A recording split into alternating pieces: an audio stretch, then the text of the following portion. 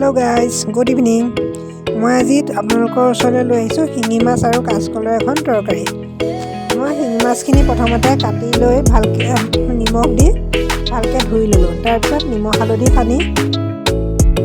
সানি ল'লোঁ। এতিয়া কাচকল দুটা গুচাই কাচকল দুটা আৰু আলু এটা কাটিলোঁ। আপোনালোকে কাচকল কেনেকৈ কাটে বাৰু? মই কেনেকৈ কাটিছোঁ চাওকচোন।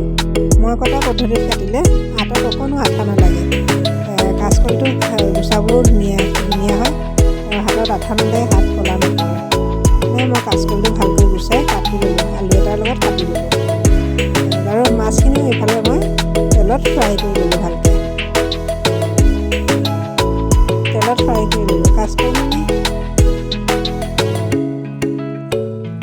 আলু এটাৰ লগত কাটি ল'লোঁ। ইফালে কেৰাহীখন গেছত বহাই তাত অকণমান তেল দিলোঁ, খুব কম পৰিমাণৰ তেল দিছোঁ। তাতে মই পাঁচফোৰণ দিম। পাঁচফোৰণ আৰু শুকান জলকীয়া এটা দুডোখৰ কৰি দিলোঁ। অকণমান লৰাই লৈ তাত এটা পিঁয়াজ কাটি দিলোঁ।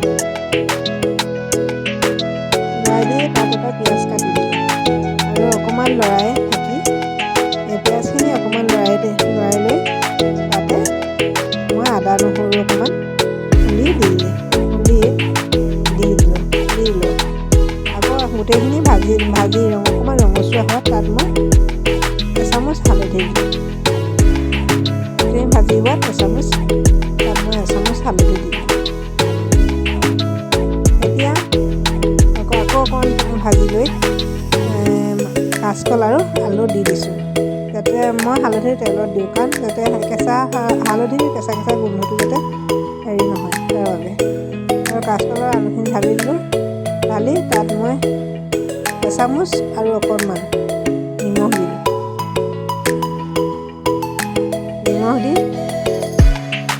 এচামুচ আৰু অকণমান নিমখ দি ভালকৈ লৰাই দিলোঁ।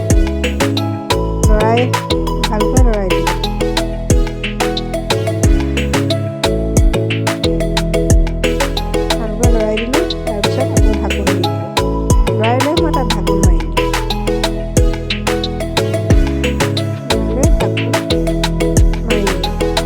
অলপ দেৰি 5 মিনিটমান সময়ৰ পিছত ঢাকোনখন আঁতৰাই ভালকৈ ভাজি ভাজা লৈ মই তাত পানী দিলোঁ।